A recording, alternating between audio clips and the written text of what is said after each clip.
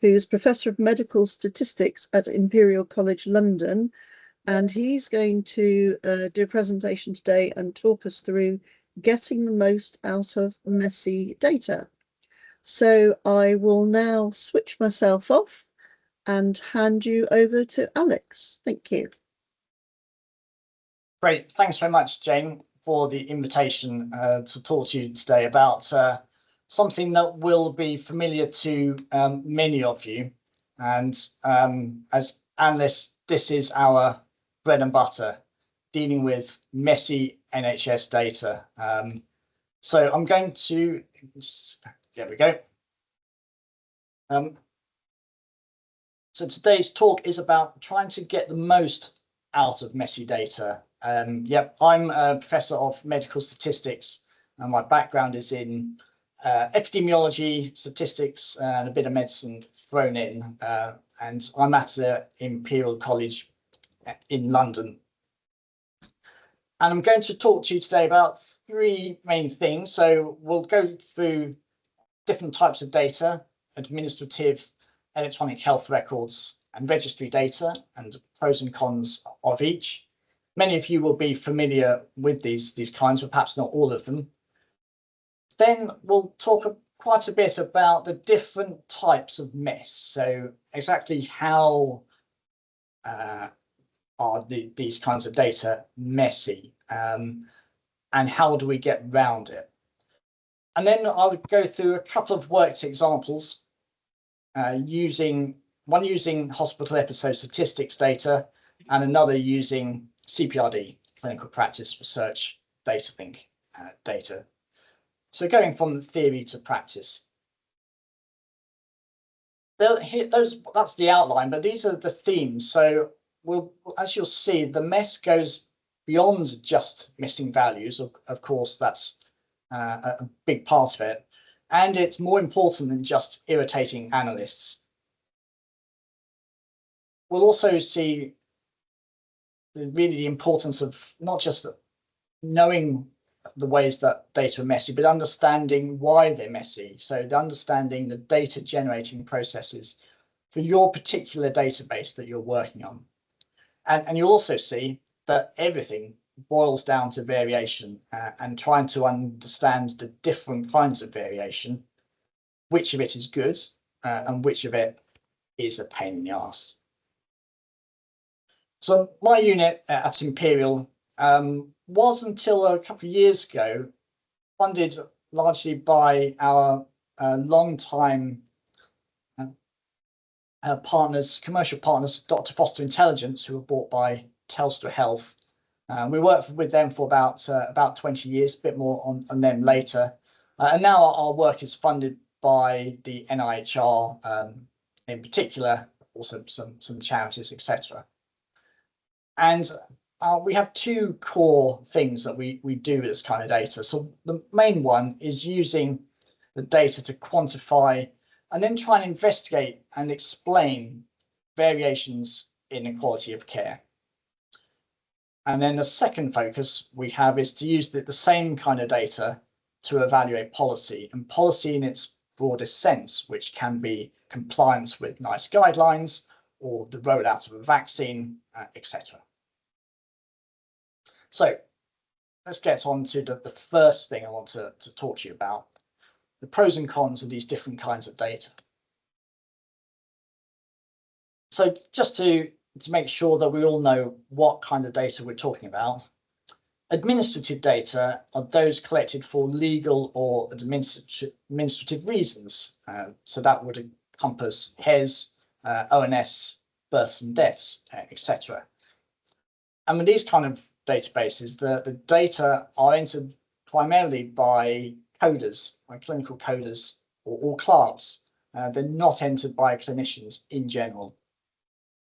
And there are pros and cons of doing that. Electronic health records, on the other hand, are collected for direct patient care. So they might be like your GP records, lots of hospital systems, pathology systems, etc. And here the data are entered in various ways. So GP is going to be entering a lot of the data themselves, although sometimes it will be the practice nurse entering data from hospital letters, for example. And then the third type is the clinical registry. So these are, generally speaking, run by doctors for quality improvement purposes and also research. We've got a lot of these in the UK, is about 100 of them, like the National Joint Register or National Hip Fracture Database, etc. And in this case, the data are usually entered by hand via pro formas. There is one exception that I know about, is the National Neonatal Research Database, where it's a registry, but the data are it's an EHR basically. So you don't enter the records by hand specifically for the registry. It comes straight out of the EHR, and that's the ideal thing, but it's not the case for most of them. So administrative data, why do so many of us use administrative data? Well, lots of reasons. It's already been collected, which saves us time and money. It has generally national coverage, so that allows us to be able to look at variations and some trends. There's a standardized collection process, which is much more standardized than some other systems, and that obviously is a good thing. And being national, it gives us basically the biggest sample size possible. There are some international registries, of course, a number of those are international, but they're still often limited in size, whereas admin data are the biggest that there is. And there's loads of it around. There's administrative data on all sorts of things, which enables us to do a lot of stuff.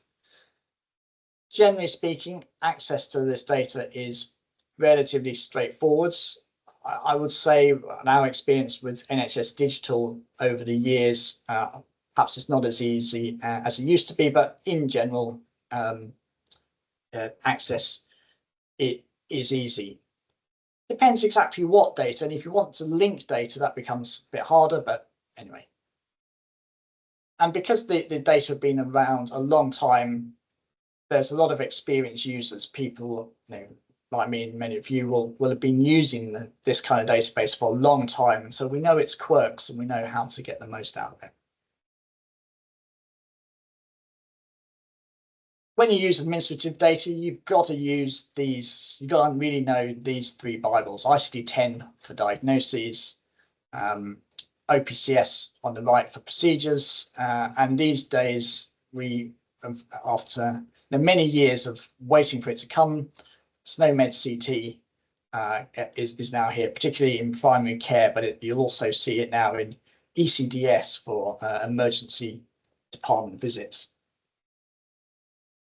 Because the free text got taken out of GP records, for instance, in CPRD quite a few years ago for information governance reasons, unfortunately. EHR data, why should we use that? Well, again, the data have already been collected.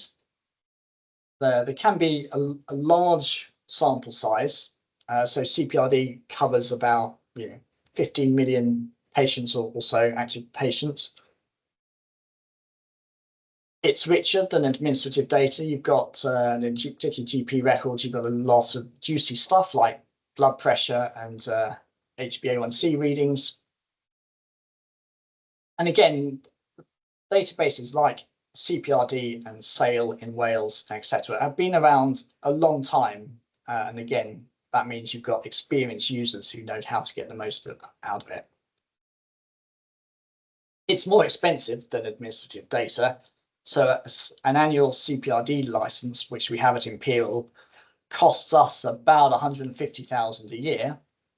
But we use it a lot, and it's still certainly quicker than collecting your own data. Third kind is registry data.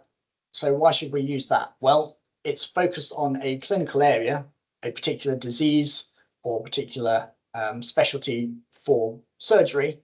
So it's likely to have the data items that you want. the surgical ones can go into great detail about which bits of kit were used by the surgical team and stuff that you won't get in HES, for example. A lot of them pretty large now, and they've been going a long time, and so that means you can look at trends. Data linkage is often established to things like the National Death Register and or HES, but if you try and apply to them and use this registry data, you'll find that because the registers are national audits, and if you want to do a research project, you're going to need to make your own CAG application to do that, get exactly that same linkage to National Death Register, for example. And that's going to take you a while.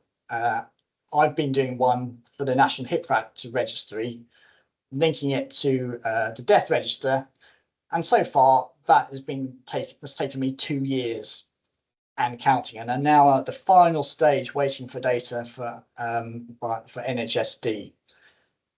So the data are there, but it can still take you a long time to get it. Now, some of these registers are pretty good, but they're not all pretty good.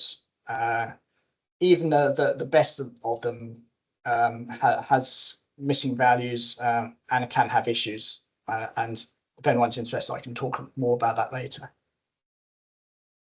Applying for the data is often quite simple, but it can get more complicated depending on exactly what kind of forms you need and who's in charge. It can be pretty hard actually to get hold of people if there are problems. So before I get on to the nitty-gritty of the messy data and what you do about it, it's worth bearing in mind how big this problem is. So there are, just to put in context, there are, in the US, they've got around 1,300 databases just in healthcare. NHS England holds about 200 data collections, or about 120 separate databases. And the cost of dirty data is massive. There was a recent US estimate that puts it at about $300 billion every year as the cost of dirty data. That's the GDP of Finland. I mean, that's monstrous. And the reasons for this is that it costs people in terms of patient care, so decisions being made on the wrong data or no data. Of course, the operational inefficiency. It costs a lot of money to keep doing tests because you don't have the results, or they've gone missing, or they're not there, or the wrong format, whatever. And likewise, it's a big waste in terms of R&D. So data quality issues are not just annoying for us as analysts, they cost the system a lot of money, and they also are bad for patients. So let's go on to the types of mess in NHS data. Here's the first one. You've got no data. You may have absolutely no data in a particular field, or you may have no data on the things that you're particularly interested in. You may have some data, but there are gaps. I'll talk a lot more about missing values in a second. There are different patterns of missingness, and you're probably familiar with the three main kinds. It's worth remembering that if you've got invalid values, then you've basically got missing data. So a blood pressure of 500 or an HbA1c of 10, totally implausible, and that's basically missing values. Missing data can be missing completely at random. This is the best case. So when your chance of a missing value is not related to any patient characteristics, that's the ideal thing, because it just leads to a reduction in statistical power, but doesn't bias any of your estimates. not terribly common, but can happen. Much more likely is when data are missing at random. So your chance of the missing values are related to one or more of your observed patient characteristics, their age or sex, for example. An imputation, and I'll talk more about that in a second, is a good option here, but it's not always the right option. The worst case scenario is when you've got data that are missing not at random, and this is pretty difficult to spot as well. There's no test for it, for example, and it's when you've got data that the probability of missing data are is related, is higher for certain patient groups or certain patient characteristics that you can't measure with your data. I would like to think of two other categories. So one where data are obviously missing. So when you've got not known ethnic group, for example, but then data can be missing in a not so obvious way. So a patient has got COPD, but it's not on their record. Look across the 20 diagnosis fields in HES, and it's not there, but the patient actually does have COPD. So that's a missing value, but it's just not so obvious. So if you do have missing values, you can do imputation, and I'll give you just a quick run summary of this. Rules of thumb say that if you've got less than 5% missing values, or if you know or can prove it, that the data are missing completely at random, then just do a complete case analysis. Just drop the missing values.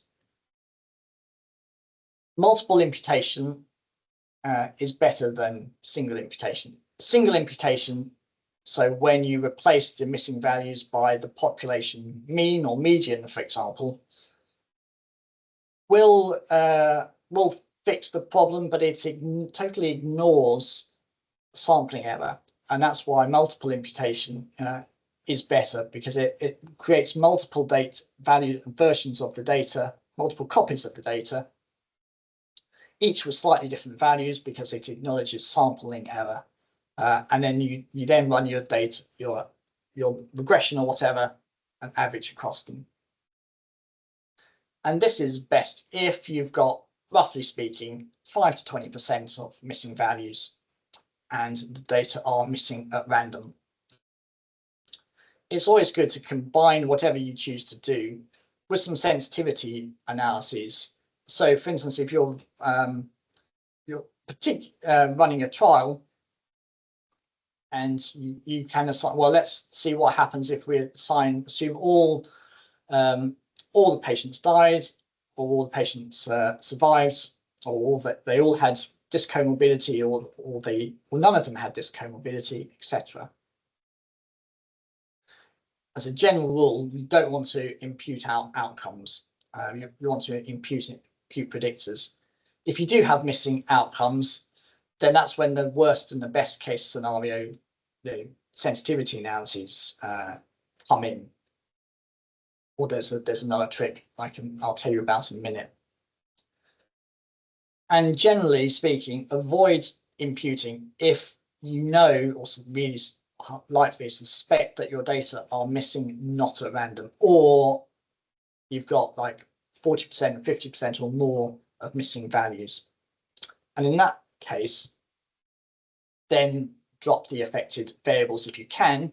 So if you're building a risk prediction or risk stratification model, and it's based on blood pressure, but half the patients have got no blood pressure readings, can you drop that variable? It's probably better to do so.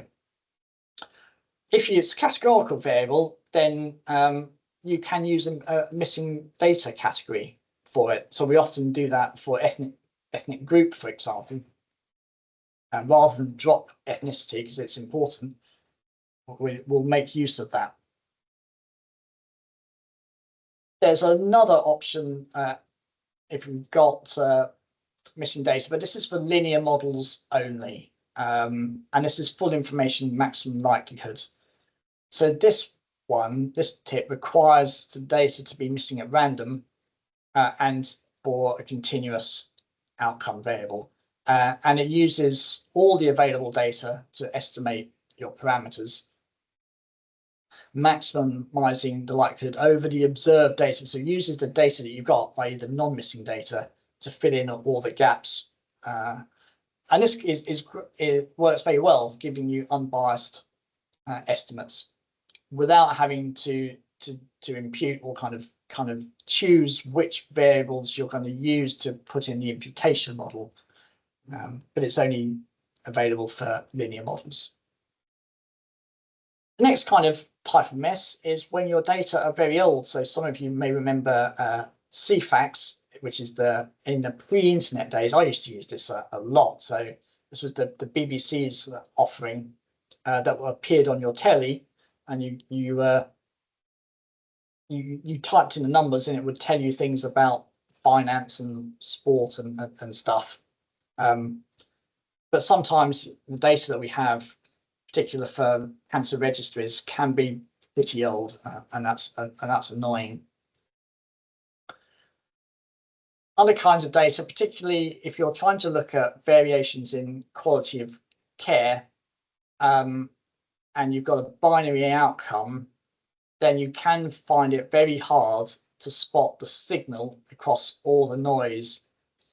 So an example is when you're interested in, let's say, survival after cancer, and you want to look at this for ethnic group and adjust for stage, and you're an analyst in a rural part of the country, Cumbria, for example, you're going to get some small numbers, and just any signal that's there is just going to be overwhelmed by sampling error. And these other issues that I mentioned as well, it can be very hard to spot what you want to see. There are plenty of other types of mess, and these are less obvious, some of them. So one of them is so-called numerator databases, like the National Reporting and Learning System for patient safety incidents.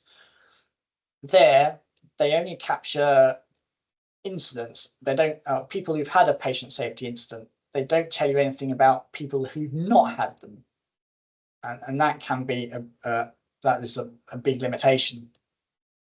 When hospitals merge, they change their provider code.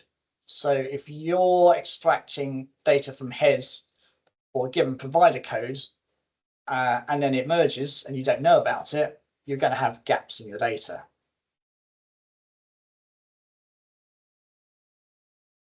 Coding books change over time. New version of ICD-10 or new codes come out, or OPCS for procedures that is updated each year. Again, that if you look at, you need to look at changes over time in your codes, coding numbers, and then you may see transfer from as one code gets replaced by another. Really important to know about. Also quite annoying is when you look at multiple records for the same patient and it's inconsistent. So they're white on one record and they're black on another record. Clearly nonsense, but that's another type of mess you have to look into. Sometimes, particularly for pay-for-performance schemes, data can be gamed. This was recognized in the US years ago for DRG, but in this country we have HRG, and it's where hospitals make patients look sicker for financial gain. Then you've got data supply errors. We have, on our set of HES, we've got big problems with token person ID as supplied to us by NHS Digital. It's a bit hard to spot, took me a while. And then the cyber attack. So I'm waiting for the trauma registry data, which is held by University of Manchester, but they got attacked 2 years ago and still haven't recovered. Well, another problem you have is the data are not linkable at the desired level. You may not know, maybe it's not a patient, but maybe you don't even have postcode level data. You've got to link it some high level. That can be tricky. And you need to know how to look for data. So what should you do? Here are a few earlier checks that you may already be doing. So typically we want to use published coding recipes where possible and where useful. So how do you define diabetes or whatever? So there are different ways. You've got the HDI UK phenotype library where other people have done it. There's the CPRD browser. There are lots of people put their coding recipes on GitHub these days. That's a good place to look. And if possible, compare your counts against what's expected or known from external sources, other people's studies, maybe NHS England or the King's Fund or somebody has run another similar analysis with the same data. And then check your counts by month or quarter, even if you're just using a year of data. So this can show up some unexpected problems, like counts going down at the final year, which is end of year effects. There can be gaps. So maybe you've got an incomplete data year that you didn't realize you had. Or hospital mergers I mentioned earlier, they often take place in October, which means you can see your data disappearing if you only pull out records for certain provider codes. And there can be all sorts of unexpected trends or jumps because of coding, or perhaps a hospital hasn't fully submitted their SUS records for the whole year, etc. And then if you are doing stuff over time, again, look for coding issues by diagnosis, or particularly by procedures, because they're likely to change over time, and by ethnic group. We know that there are differences in ethnic group coding over time, for example, and that's super important for those of us working in EDI.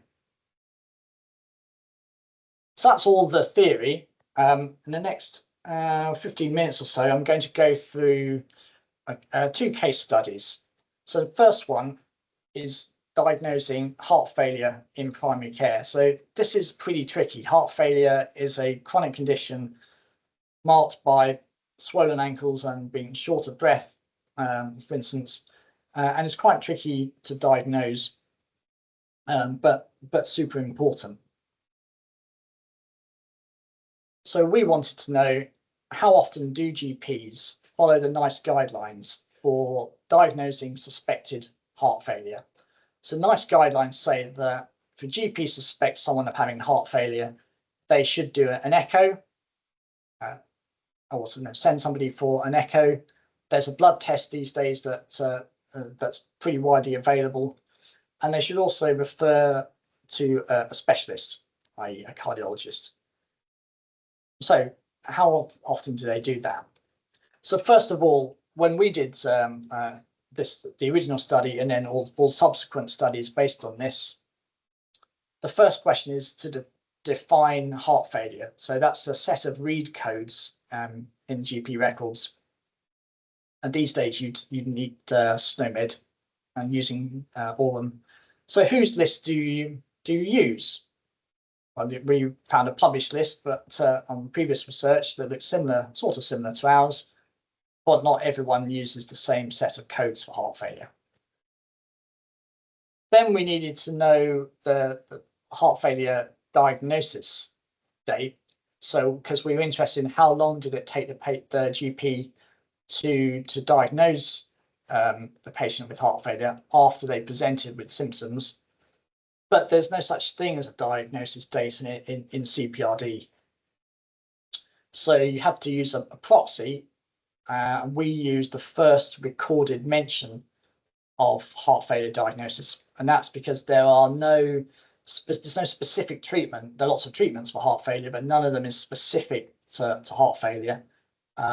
So we had to use the first mention. Then we needed to look at the GP visits for possible heart failure. So there are codes for swollen ankles and shortness of breath, etc. But what if the GP didn't record or didn't code those symptoms, rather, they got lost in the free text, which we didn't get. Luckily, those were in the minority, but we had to exclude those records from this particular analysis. And then we had to define the NICE recommended actions.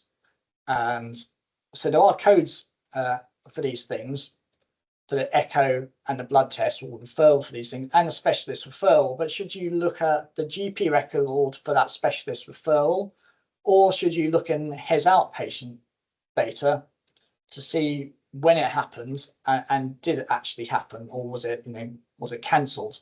And HES is probably the better source for that second one. I'll give you a few results in brief. So we had, we're looking at either primary or secondary care diagnoses fields for the symptoms and the heart failure. We had about 14,000 patients were included in CPRD.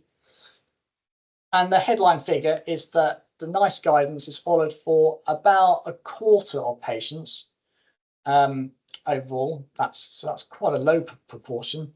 If you ignore the time limits, NICE says that you should refer people within 6 weeks of suspecting it. And that was almost nobody got referred or seen in that time. And it was only 7% if you did it within 6 months. Which just underscores how difficult it is to spot heart failure in primary care.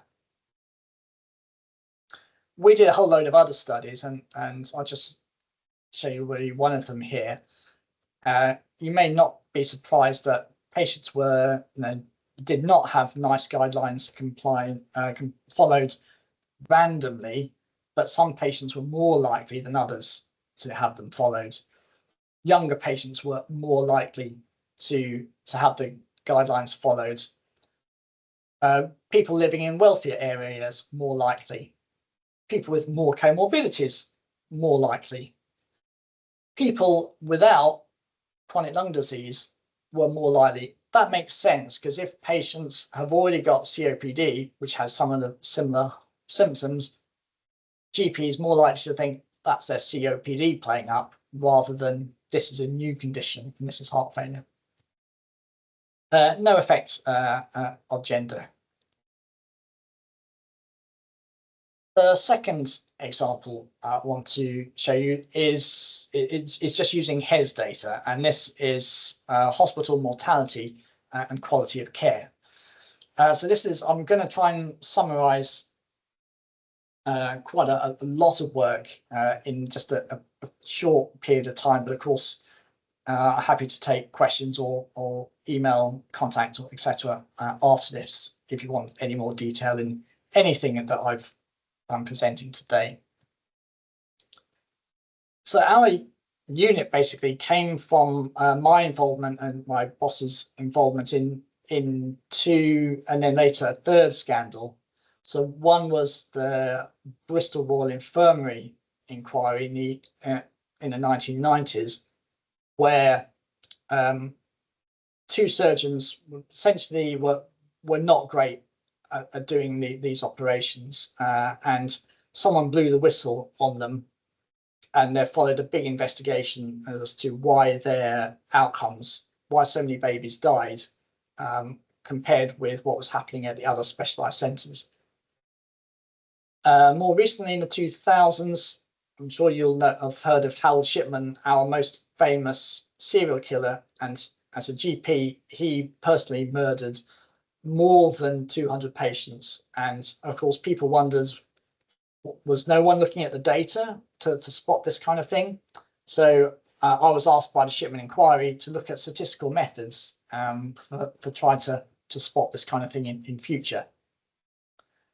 And in brief, we took away, because we just used administrative data for these two inquiries, and we spotted Bristol and we spotted Shipman, and we concluded that the data, although messy, were good enough for doing this kind of monitoring. I was looking at different kinds of statistical methods and statistical process control methods, SPC, and QSUM, which I'll show you in a minute, turned out to be the best one for this. And with our commercial partners, Dr. Foster, I devised this national monitoring system for hospital mortality and other outcomes. So how did we set up the system with Dr. Foster? So we had to process the administrative data, that's HES, various steps, defining what an admission is, defining our patient groups and defining our outcomes in the data. Then to compare all the hospitals across the country, across England, we of course have to take into account that some patients are sicker than others, and that meant risk adjustment. And so we used logistic regression to adjust for a whole host of factors that we had on the data. Then set up the QSUM charts to compare each hospital's mortality against the national average in order to spot high mortality rates, unacceptably high rates. And then you tell the hospitals that their rates are high and that they might want to look into it. This is an example QSUM chart where each sort of point on the chart is an admission. If the patient dies, this chart will go up, and if they survive, it will go down. And if their mortality is significantly higher than expected, it will cross this blue line and signal an alert. And in which case we will tell the hospital, or they could log in online and see their own data and see these alerts.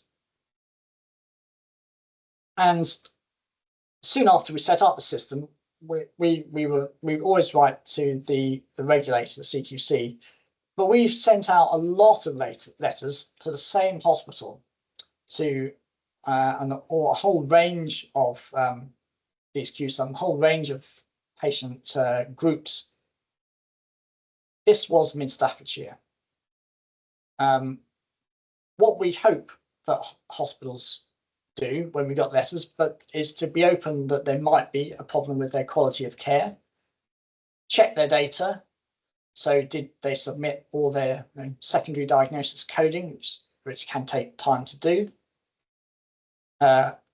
Consider case mix, are there things that we couldn't adjust for?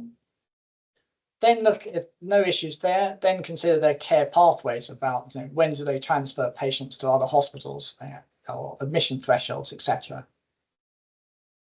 Do their clinical audit, review their processes. But Mid Staffordshire did not do this. And that therefore resulted basically in this public inquiry, very big report, lots of recommendations that I won't go into.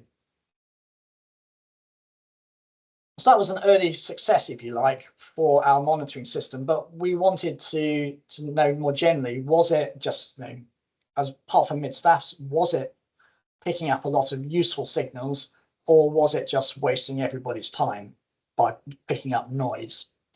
So the NIHR funded a mixed methods study on this, and we wanted to know, okay, so we sent a lot of alerts for high mortality to Mid Staffordshire and a lot of other hospitals, but what was the cause of them? Was it the data were dodgy, or that mess I've talked about? Was it case mix that we can adjust for, or was it quality of care, what we really wanted to know? And what did the hospitals do? How did they respond to getting these letters? Did they stick their head in the sand, or did they lash out and attack us, like Mid Staffordshire did, by hiring rival academics to discredit our methods? And then did mortality come back down after the alert? Did things improve? So in brief, perhaps the most interesting bit of this is what was the cause of the alert. So we know what the cause of the alerts was because the CQC investigated most of them, and they had the power to make hospitals look into the reasons for the high mortality. Overall, quality of care was cited as a factor in 70% of all these alerts, which is a pretty good hit rate, I think, for administrative data. remaining 30% were due to the dodgy data, due to mess, basically. And quality of care was so important, it directly contributed to the elevated mortality in about 1 in 4 of these. Again, that's quite a big hit rate. And happily, most of the hospitals getting these alerts did create an action plan to do something about it, particularly when they found quality of care issues. So that's a pretty good result, I think.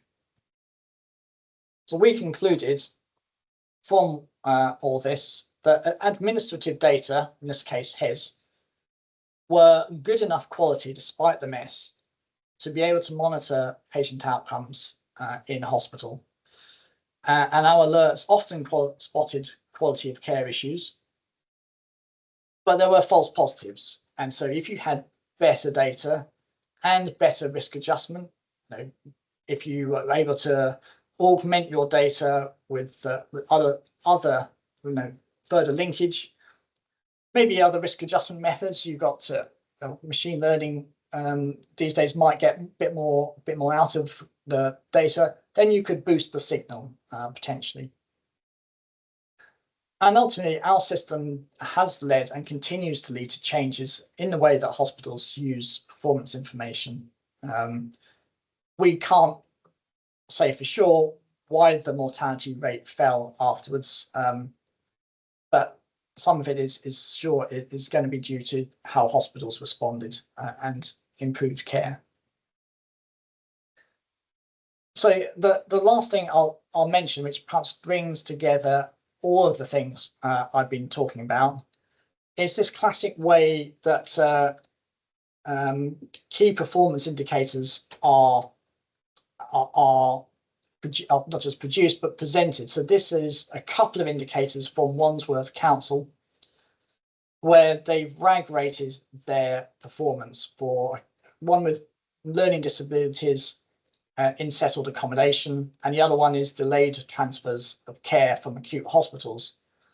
They've given a target for 2013, and they've given 3 years of data. And if they've exceeded that target and the performance has improved, then they call themselves green. That's the top one.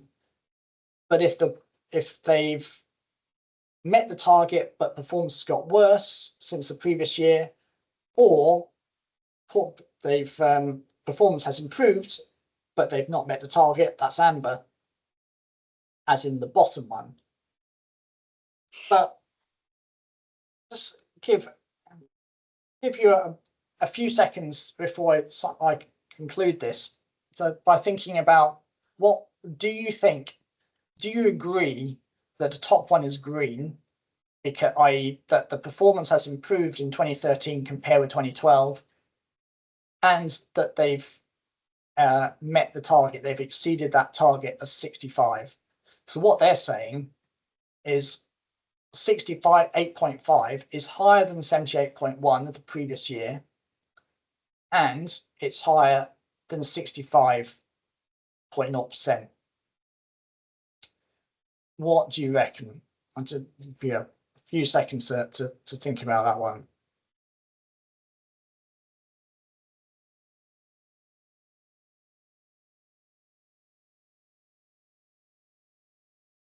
Well, on the face of it, yes, 68.5 is higher than both of those numbers, and that's why they've called it green.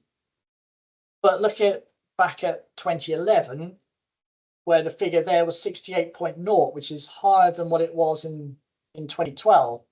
And surely this is just that there's random variation going on here. I reckon if you go back in time and go forward in time for more years, you're going to see this proportion go up and down at random. It's not getting better. It's not getting worse. This is just sampling error, and there's no strong evidence here that it's got better over time, or that it's significantly better than the target. You've got to test for statistical significance here. You can't just say, oh, that one number's higher than another. But they've ignored this. They've also ignored whether there's, how many adults with learning disabilities known to the council they've got, and how many adults with learning disabilities are not known to the council. That's another kind of missing data and mess. Well, we don't know that, and I bet they don't either. Likewise, and the bottom one, it's suspicious, isn't it, that 6.1 drops to 2.8 and then also 2.8. Well, again, why? Is there some issue with data reporting there as well as random variation? We don't know, but they've just ignored all that stuff. But I recommend that you as analysts don't, and you dig into this. So last slide. As you can see, as you know, UK has a lot of data, some of it good and some of it not so good. There are lots of ways for data to be messy. Not all of it is going to matter to your problem, but some of it will, and don't assume that it's all going to be okay. One thing that will affect your data and your analysis is sampling variation. Even if you've got decent sized numbers, you've always got to consider it. And as I hope you've seen from these two case studies, despite the mess, we can still do great things.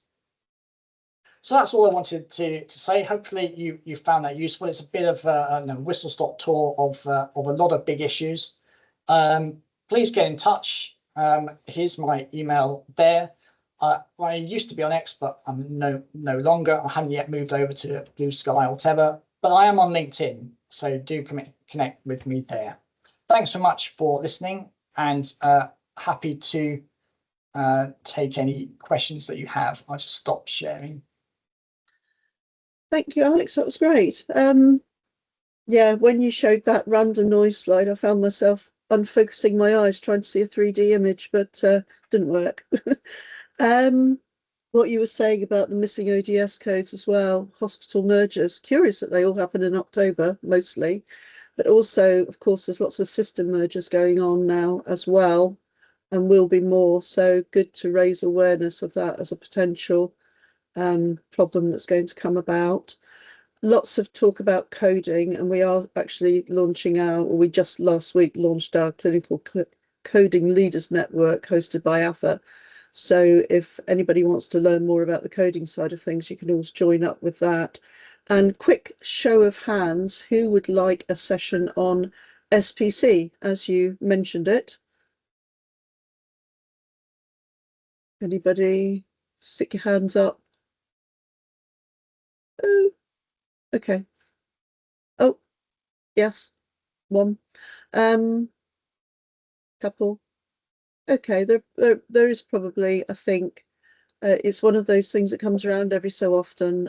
So I think I probably will look at doing a session on that. Right, any questions? We have some. So Sigal, do you have a question for Alex? Or was that a hand up No, for it was SPC? in response to your question, sorry. Okay. Chris, do you have a question for Alex? Sorry, no, I was just raising my hand That was about a the response SPC as well. session. But thanks for the session. That was very interesting, Alex. Right. Jill. No, James. It's the other way around, isn't it? One of those four-name surnames. Yes, it's a trick, isn't it? Being called Jill. Okay. Hi, Alex. That was really awesome, and I will just say it's all stuff that's close to my heart, because I started out my career in a hospital working on Dr. Foster alerts, helping to, back into it. That was when I started in 2014. That's what I was doing. So it's really good stuff. Interesting that you brought up the kind of ICD, OPCS and SNOMED. And one thing that I think I'm seeing happen more and more as SNOMED becomes more common in secondary care is people doing analysis, wanting to do analyses that are based on SNOMED because it's more detailed. But one thing that I'm kind of struggling to articulate to people is SNOMED does have kind of quite different missingness properties to ICD and OPCS codes that are applied by clinical coders. Because ICD and OPCS codes are applied by humans, in secondary care data, whereas SNOMED codes tend to be a byproduct of the EHR. And so I think they have quite different properties statistically, really, in secondary care. But I don't know whether that's something that you recognise, or if you've got a good way of articulating that, because I tend to find myself struggling to kind of explain why, in some ways, even though ICD is less detailed, it might have better statistical properties than the SNOMED codes that come out of our EHR, because they're not applied in a consistent way by people. I think, yeah, because SNOMED, obviously, as you know, it's been a long time in the making. It was promised to us 20 years ago that, you know, SNOMED is just around the corner, and now eventually it's here. But and it's so vast, and because it's supposed to map to everything. So I think it has the same problems that read coding does in primary care, which is a bit like kind of the wild, I don't know, a colleague described that as the Wild West in terms of coding. That was a long time ago, because there are often lots of different ways of saying the same thing with read codes, which isn't helpful at all, and really makes things harder and creates a lack of statistical robustness, and there's just an extra potential for error by missing out important codes. And I fear that SNOMED is exactly the same, has those same issues. Because it's still quite new, we are all learning more stuff about it, to be honest. I have much less experience with using SNOMED than I do with ICD, SNOMED, OPCS and read codes for obvious reasons, because it is still new. And of course, in ECDS, for example, it can't do any better than when you've got missing values. You've still got lots of missing values for the presenting complaints and whatever in ECDS, whereas the old system for HES A&E only had 40 different codes for your presenting complaint, which was frustrating, but this was easy, and was certainly easier to analyze and get a hang of and understand the missing values. Now with SNOMED, it's a lot harder to do that. It's just all a lot harder, and I'm not sure it's any better for that reason. But yeah, we are still all getting the hang of it. Thank you.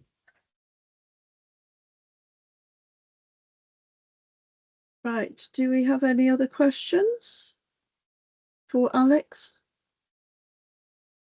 No, so you might have a couple of minutes then to go and make yourselves a cup of tea or grab a sandwich before your 1 o'clock meetings.